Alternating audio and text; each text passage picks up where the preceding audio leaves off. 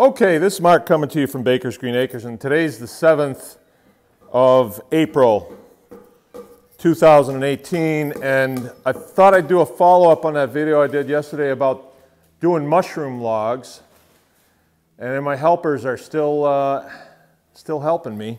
It's a different day, though, from yesterday. We did 20 logs yesterday, and, you know, it didn't take all day, and I tried to show you the outdoors, but I could see in the video that it didn't come out when I watched it. Here we are, April 7th. And can't really see them, but there's a pile of seagulls flying around here. And they seem to be interested in my pigs. And my neighbor was just here and he told me it was because of global warming. That they're confused. So anyway, I want to give a little bit more information on doing mushroom logs. Now the type of mushroom that we're growing is a shiitake. Shiitake, that's how it's spelled. The Japanese, they pronounce it all wrong, right? But and this is the company that we get this from. I want to give these guys a plug because this was actually the man that gave the class that I went to that got me interested in this whole thing. And, you know, talk about price a little bit. For a bag of shiitake beltine plug spawn, and that was the word I was looking for when I was talking about mycelium. See, these are, you know, plugs. They're little wooden dowels that are inoculated with the mycelium, which is actually a spawn. And, you know, it's a fungus, actually, is what it is. And what I wanted to show was some of the old logs over at the other place where we set these ones up. But I'll just explain it to him. They look sort of like this, but they're very light because they've been all the properties of the log, all the nutrient in the log has been taken out by the fungus. And there's a reason for this. You know, if a tree dies in the woods, then the fungus is alerted that it needs to start to take down that tree and take down the roots and things like that. And it's food for the fungus, all right? So anyway, a couple things. A bag like this, there was 500 plugs in here, was $31, and there was a little bit for shipping, not much. For 2 bags, it was, you know, $8. But this guy was a good guy, and so I want to give him a plug. He did a real good job of getting us enthused about the class. About this whole discipline. And if you want to do this, you order it, and then they send you instructions how to do it, and they're very detailed. I sat down and I read them last night, and there's things in here that I didn't brief on yesterday. And I want to kind of do that because before you make the decision that you want to do this, you've got to have a place where you can do it. So there was nothing to show you today because there's snow on top of everything, but we have some pines up by the front of the house that make a real permanently shaded area. There's no grass there, just a lot of pine needles. And then what I do is I set the logs up and then I set a water trough out there. And when I want to fruit the logs, I can take it and I can stick the log in that. You leave it in there for 24 hours. Now, I don't have a full-size, you know, I don't have a 4-foot trough up there just because the way I do it, I mean, I'm not commercially growing these things. I just grow them for us to eat, share with my friends and my neighbors. And so I would stick the log in, and only half the log will be submerged. And then when that half of the log has fruited, I'll pull it out and I'll stick the other end in, you know, and you can keep doing that. Sometimes when we are doing other things and we don't get to it, it'll rain and then they'll fruit, you know. And one of the things we talked about here this morning was changing. Some of the kids thought we need to change the location.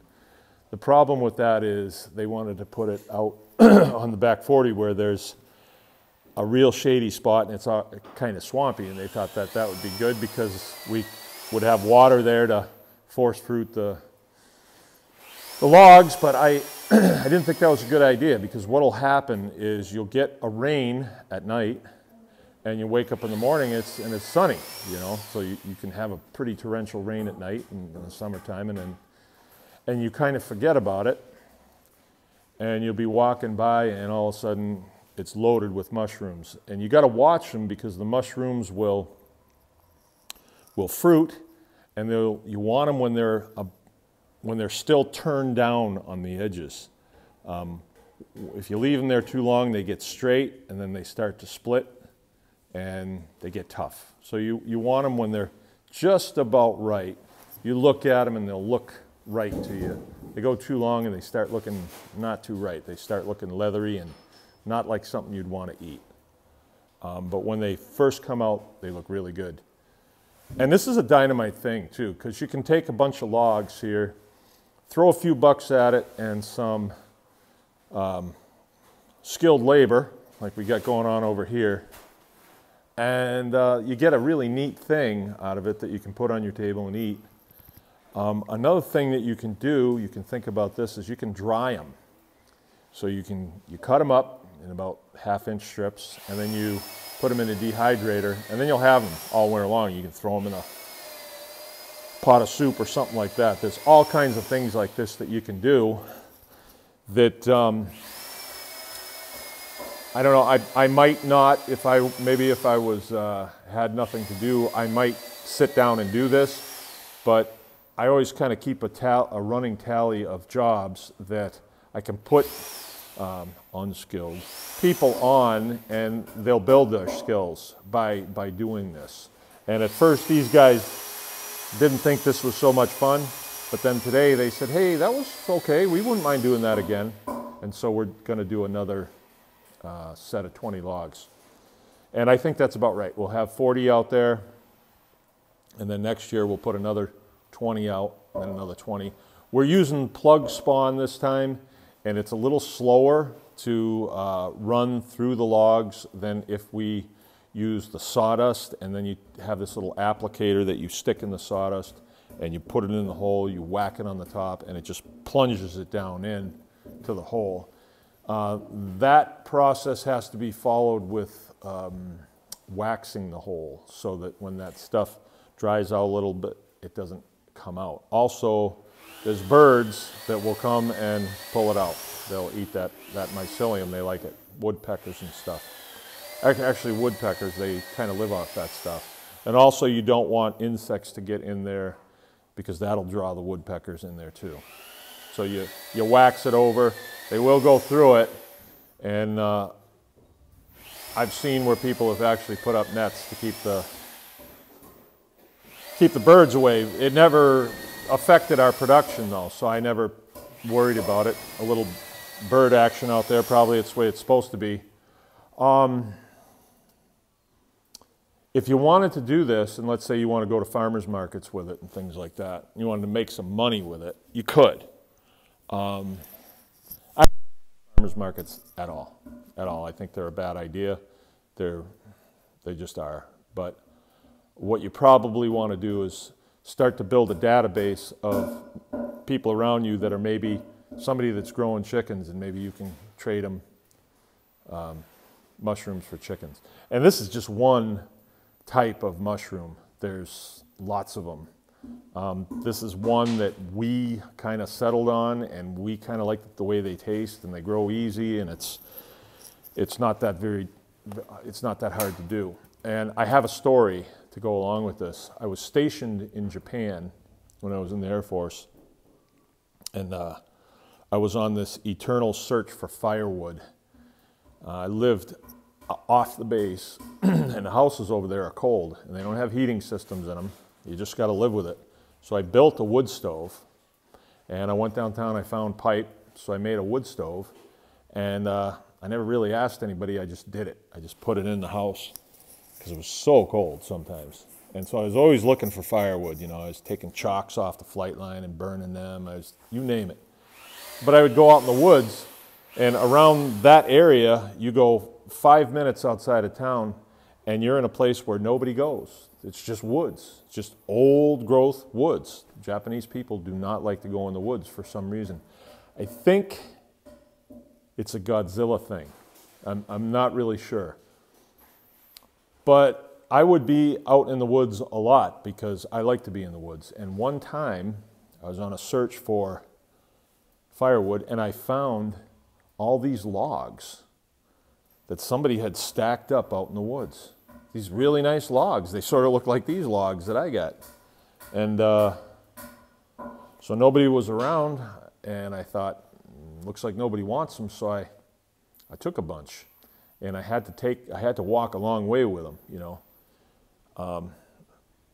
But I took a bunch. I had an old van, and I took a bunch of them. I got them back to my house in Fusa City, and I cut them up with my electric Makita chainsaw.